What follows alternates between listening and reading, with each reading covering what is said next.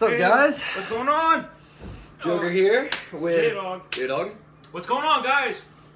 So today we have a little web series going on. It's called Game or Shame. And we have 5 games installed for you. Yeah. We have World of Warcraft, Halo, Kingdom Hearts, Call of Duty, and Assassin's Creed. The Assassin's Creed series.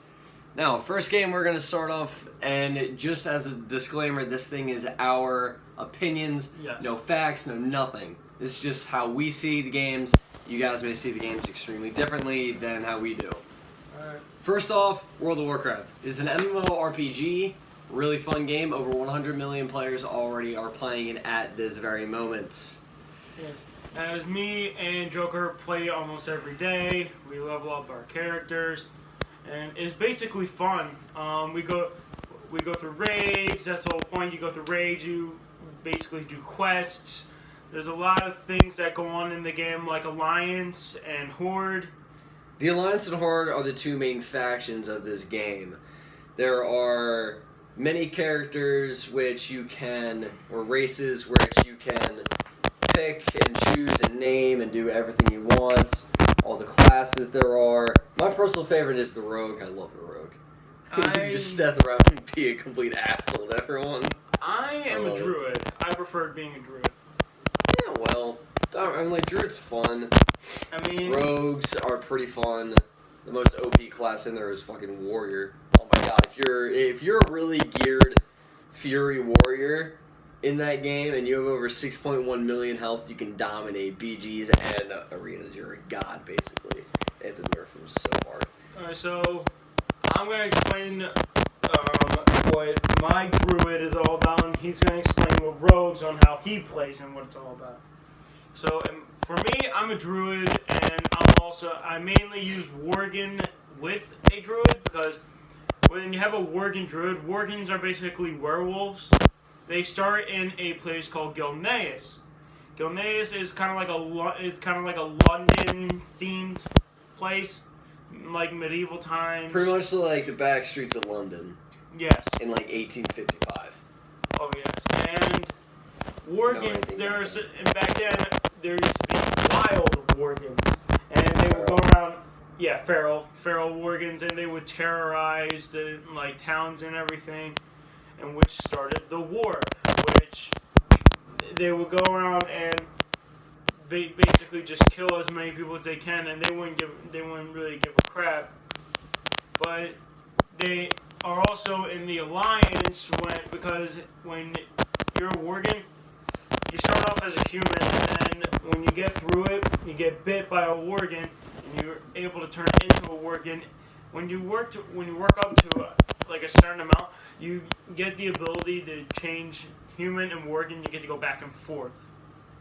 And when you're a Worgen Druid, you get to turn into cat form, bear form, travel form, which is an elk or a bird, depending on your level and depending on your flight skill. And don't forget the sea form. Well, yeah, aquatic, it goes into travel form. Yeah, that's what I'm saying. And you left one out. Anywho, it's just like a really fun game for me, and I just love it. I mean, I play it almost every day, and then sometimes I'll just fight people out of random if I feel like it. And now Drew's gonna explain Joker. Joker's gonna explain his point of view of rogues and what he does. So rogues in World of Warcraft, you are the mainly stealth damaging dealing person in the main rotation. What that means is that you can either go into a dungeon or a raid and you will be pretty much the main damage dealer there. Because one, rogues are overpowered as shit, especially if you have legendaries on. If you have legendaries on, you're basically a god. I personally have 2 legendary rings that I have on. I do have a 3rd, which is a legendary pants, but I don't use it because it sucks. I play an undead rogue. His name is Wilth. undead rogue is immune to all poisons and all poison effects. Which, creating a character in WoW, you gotta balance out the racial abilities and where you start off with as an undead. You are a servant of Sylvanas Windrunner. Sylvanas Windrunner is now the new war chief of the Horde. I personally like Vol'jin better, but hey, we're giving the undeads a chance, right? Gotta do that. And she is the ruler of Undercity. Yes, that's fun. But as an undead rogue, you start off in Deathnil, and when you progress through the story, you learn about how you got there. You can RP this, you can roleplay this, give your character a backstory, where they were, when they died, or how they died, or whatever, all of that. There's a lot of role-playing elements in this game. There is a lot of role-playing servers, which means you got to get into character as soon as you log in, and it gets really fun, actually. Yeah. I have tried it a few times, didn't personally like it, but for all you other role players out there, you may like it. I signed on with a Worgen Druid again on a role-playing server. I gave it a try, but some of the servers don't really, they just use the server just to piss people off. Yeah, there's a lot of ganking in role-playing servers. Yeah, they always try to like ruin it for you. Rule number one of role-playing servers: do not go into Goldshire. Do not. No. Let me tell you, it is a fuckfest in there. Oh God! I swear to God. The Goldshire Inn. Oh my God. That is the only downside of a role-playing server. Yeah, because Goldshire. Except for all the ganking, but that's natural. The Goldshire's main point there is basically PvP. There's either challenges or people are just trying to screw everyone over. Or fuckfests and orgies in the inn. Rob, nobody needs to know that shit. Hey, if they want to know about WoW, they kind of have to know. Okay, whatever, Exactly. Man. That's on you. That is on you. J-Dog, game or shame? Game. I'm calling game. That is a definite game. Definite game. Number 2. What was that again? Halo. Yes, the Halo series, the Halo franchise. Halo franchise is pretty fun. You follow a character named John Sierra 117, aka Master Chief. He's basically a Spartan, and for his own crew, he's a god. He's awesome. You fight what's known as the Covenant in Halo 1 through every single Halo in that. And going throughout the Halo series, Halo 3 ODST, that is a spin-off of Halo, and I personally don't think it's good because it doesn't follow John's original story through it. I mean, like, yes, you are fighting the Covenant, yes, you are fighting the Flood, but no. I'm saying no. Halo Reach, like, it doesn't continue the story of it. I mean, but Halo Reach was still better than Halo 3 ODST. That is true, but Halo Reach still didn't continue the story of, Master Chief. John 117, yeah. Yeah, because. But still, though. I know. I mean, it was a good game. You made your own character. You got to make it how you want it. Mm-hmm. But I'm a person who's mainly into like campaigns. I love going through campaigns because I get to learn stories of how the games go. Me personally, I like multiplayer because I can fuck people up. He does, and we're gonna discuss that in the Call of Duty section in a little bit. But Halo, I would give a definite game. Yeah, I would say game. I call game. What was the next one? Fallout 4. Ooh, Fallout. The entire Fallout franchise is a massive world game, kind of like Skyrim, where you get to create your own character, you get to name your own character, you get to build up your skills, just like in Skyrim. But Fallout 4 is kind of more into the future of that. Fallout 4 takes place in 2077, which a guy named Nate, or whatever name you want to put in, the original guy's name is Nate. You follow him through the entire Fallout 4 franchise and everything else. I would say game because you can build settlements, you can raid a whole bunch of places, and of course the storyline is pretty good.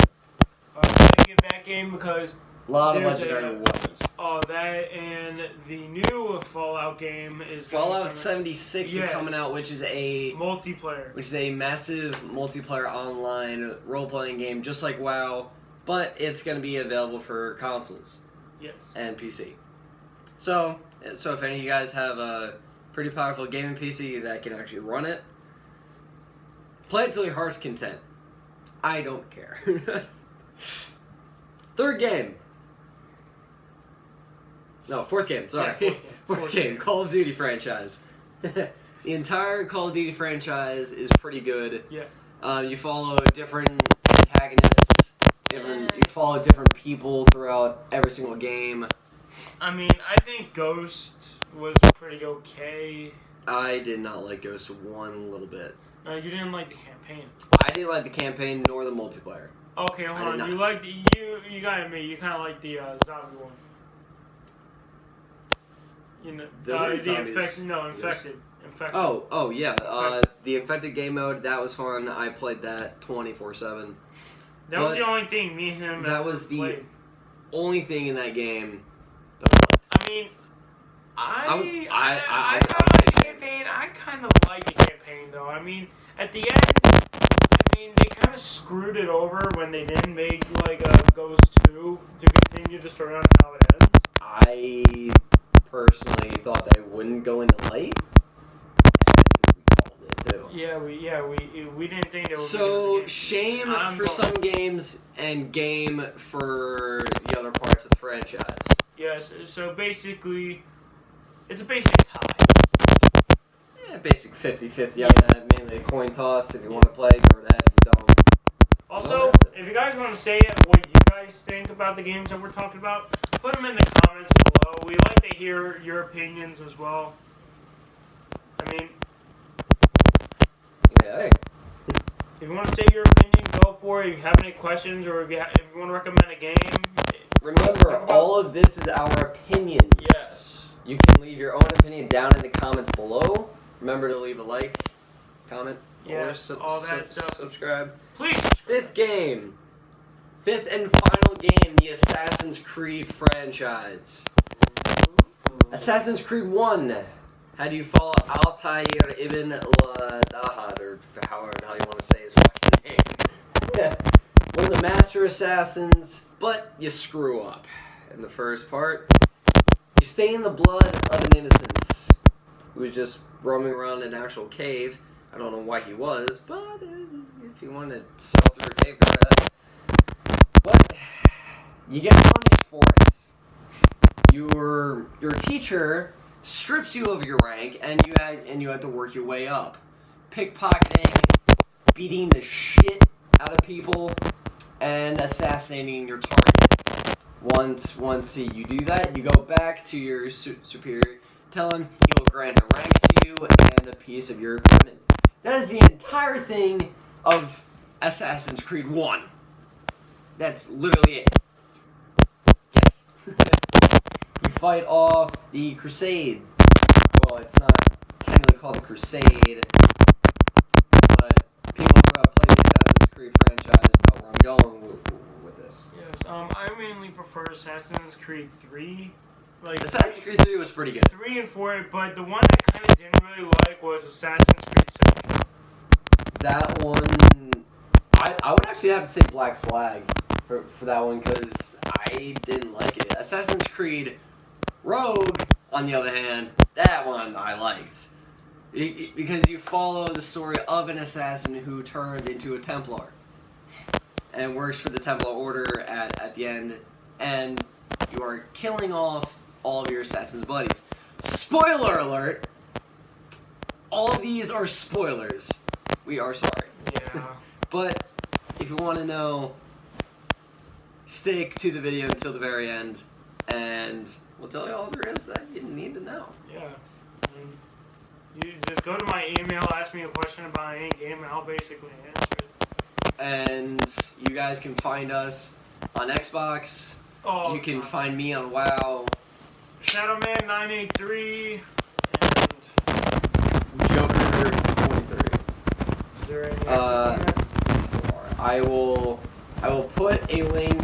Well, not really, but we will tell you how to spell our gamer tags in the comments below. I mean, it should basically auto-correct them on the Xbox now. It always does. And if you guys ever, and if we forget to put our names, you guys can go back to past videos of mine, which it has my gamer tag there in the screen. For me, it autocorrects. Just type in Shadowman983. You're good. So, gamer shame on the Assassin's Creed franchise. Game. All out game. It's so much fun. Okay. And that does it for Gamer Shame episode 1. Episode 2 is gonna be out in like a week. Yep. Also, if I have time today, part 4 of Infamous Second Son is coming out. It will be out probably around this week or next week, or maybe just today if I feel like it. Alright guys, well, that does it for Gamer Shame for today. Not really that hungry. I'm thinking about $100. Well, I'm going to guys, we're out. Bye. See ya. Bye.